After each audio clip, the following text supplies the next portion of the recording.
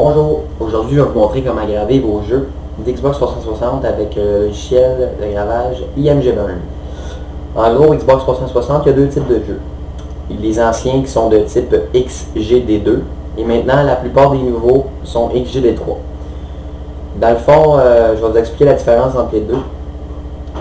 XGD2, premièrement, c'est un jeu qu'on grave standardement avec IMG Burn qui est à peu près 7.5 G, donc c'est correct pour que ça rentre sur un DVD 8.5 G.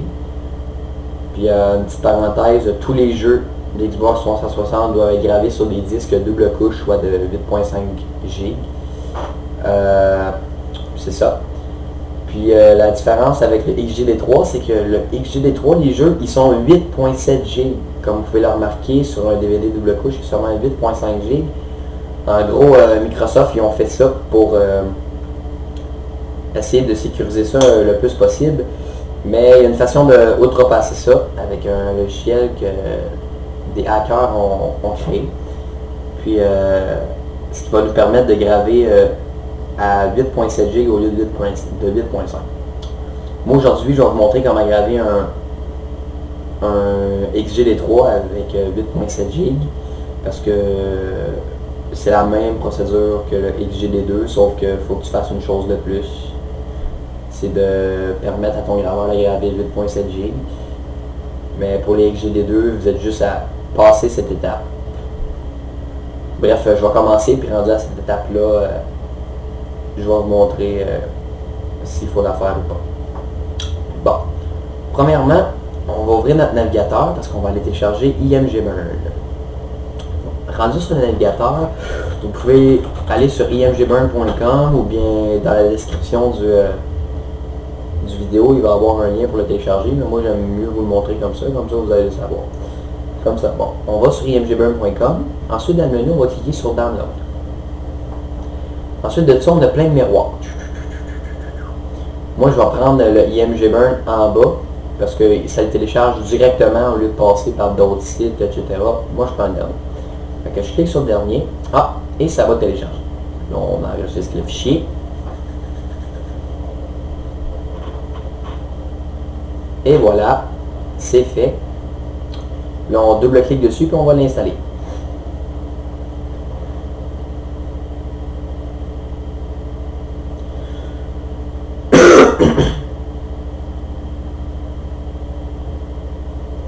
Et voilà, on fait Next, on accepte ça. On fait Next encore, Next encore, Next encore. Là, il te demande d'installer le Hash Toolbar. C'est comme vous voulez, mais moi je trouve que ça sert simplement à rien. Fait que je décoche ça, puis je fais Next. Et là, IMG Burn va s'installer. Après que ce soit fait, ça va vous rediriger vers le site pour dire merci d'avoir installé IMG Burn. On peut tout fermer ça. Là, ça dit Run IMG Burn. On ne le rouvre pas tout de suite. Décochez ça et faites Finish. Bon. Là, la partie que je vais faire, c'est pour les jeux XGD3. Comme vous pouvez le savoir, ça va nous prendre un autre petit programme que vous pouvez télécharger dans la description du lien. Je ne vous montrerai pas comment la télécharger, il suffit juste de cliquer sur le lien puis ça va télécharger. Donc moi il est déjà téléchargé, je vais aller le voir dans mes téléchargements. Téléchargement. Et voilà, Burner Max 0.15. Donc on a ça. C'est un fichier avec WinRAR, donc vous devez avoir WinRAR. Vous pouvez le trouver sur Google ou regarder un autre de mes vidéos, ça va vous montrer comment télécharger WinRAR.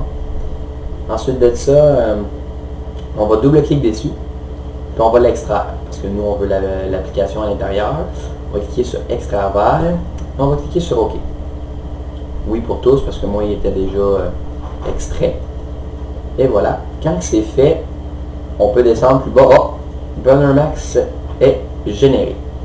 On va cliquer dessus, encore dans le dossier, et vous voyez Burner Max, on va l'ouvrir.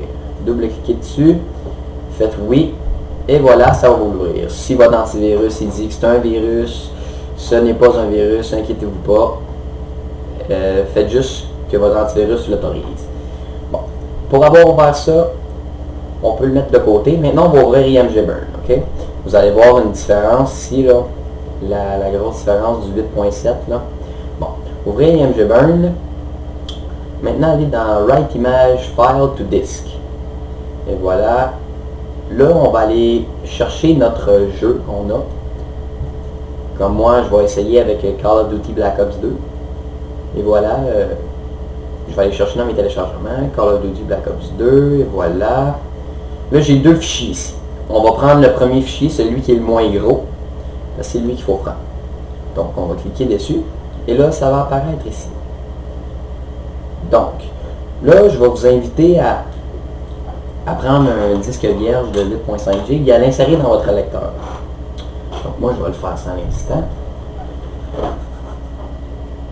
Et voilà, c'est inséré. Et on va voir ce qu'il va nous dire. Ça charge.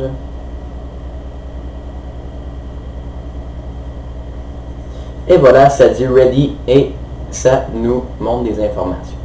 Bon. Ici, là, comme vous pouvez voir, c'est la partie critique qu'il faut faire. Ils disent que 8.5 GB sont disponibles, mais nous, on ne veut pas 8.5 GB, on en veut 8.7.